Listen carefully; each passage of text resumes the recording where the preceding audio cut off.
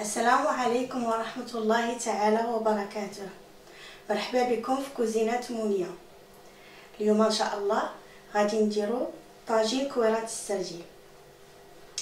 بالنسبه للمقادير عندنا طاطا، خيزو، عندنا فواكه البحر، عندنا الروز، عندنا الكفته ديال السرجيل متبل، وهنايا عندنا لاصوص طوماط مع التوابل. بالنسبه للصوص طوماط درت فيها جوج مطيشات محكوكين، واحد معلقه كبيره ديال مركز الطماطم، وزدت فيه قليل جدا من السكر سنيده باش تحيد هذيك الحموضه.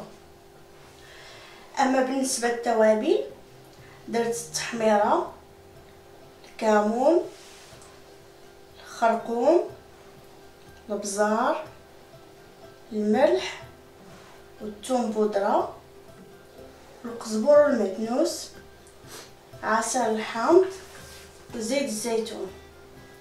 نفس التوابل اللي درت هنايا راح درتهم مع الكفته ديال السرجيل. دابا اول خطوه غادي نديروها ان شاء الله، غنشدو الروز ونخلطوها مع الكفته ديال السرجيل ان شاء الله. بسم الله.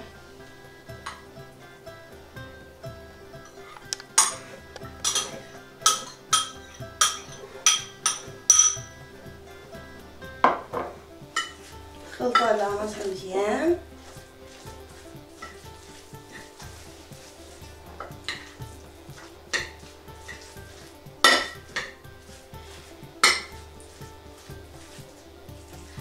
غير ملي تبلوا الكفته ديال السمك ضروري تخليوها في الثلاجه على الاقل واحد الساعه باش تشرب هذاك التوابل ديالها وتعطي نسمه زوينه. انا خليتها 4 سوايع.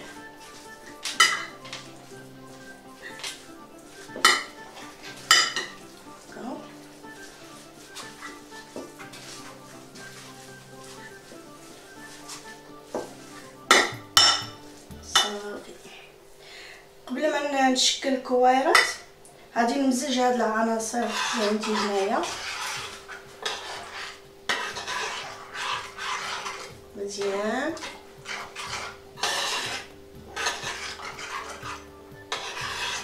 كاضافه الا بغيتو تزيدوا الزيتون زيدوا، انا ما متوفرش عندي، ولا بغيت ديروا حتى ورقه سيدنا موسى حتى هي راه تجي زوينه. المهم انا درت على حسب المتوفر عندي في الدار.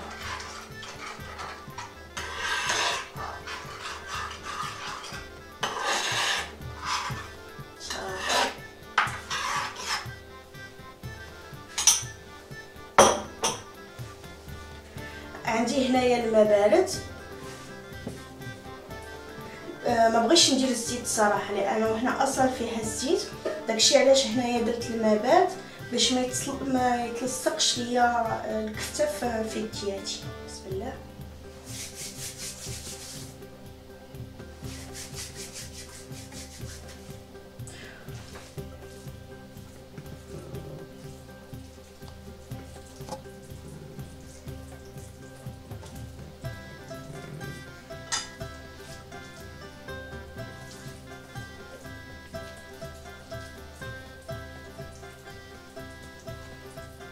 والشكل على حسب اللي بغيتو، كبير صغير اللي بغيتو.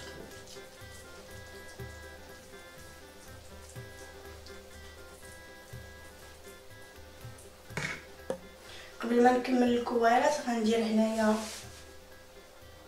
خيزو،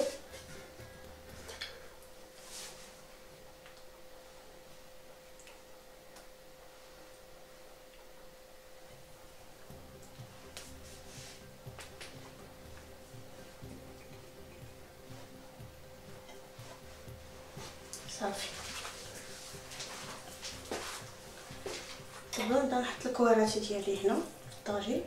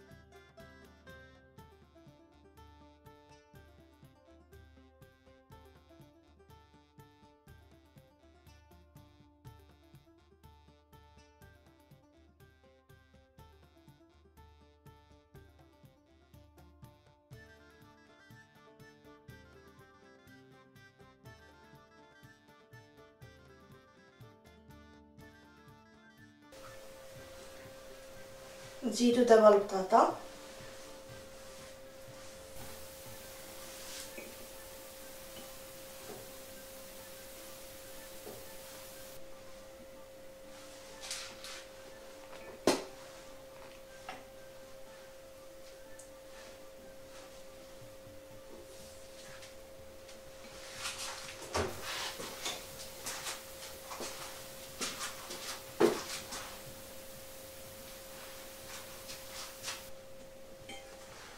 من بعد نزيدو فواكه البحر.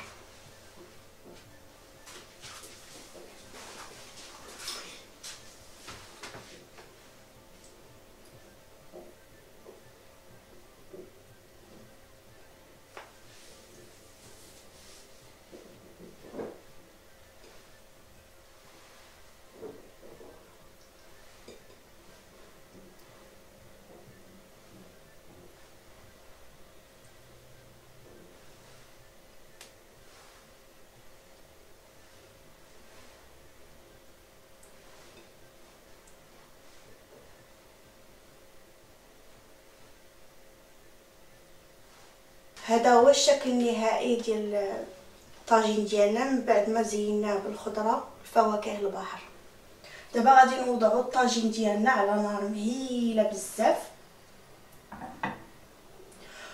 وما نزيدوش ليها الماء دابا حتى نشوفوا انه خصاتو الماء، عاد نزيدوه ان شاء الله. نغطيو بالغطاء ديالها ونخليوه يطيب على خاطر، ونتلاقاو من بعد باش نشوفوا ان شاء الله الشكل النهائي. من بعد ما طاب الطاجين ديالنا كيسعدني نقدم لكم الشكل النهائي ديالو. نتمنى الفيديو ينال اعجابكم وما تنسوش الاشتراك في القناة باش ما يفوتكمش شي فيديو جديد. كما ما تبخلوش عليا بتعليقاتكم وانتقاداتكم واقتراح الوصفات اللي بغيتو تشوفوها مصورة في قناة كوزينة مونيا. وإلى الملتقى.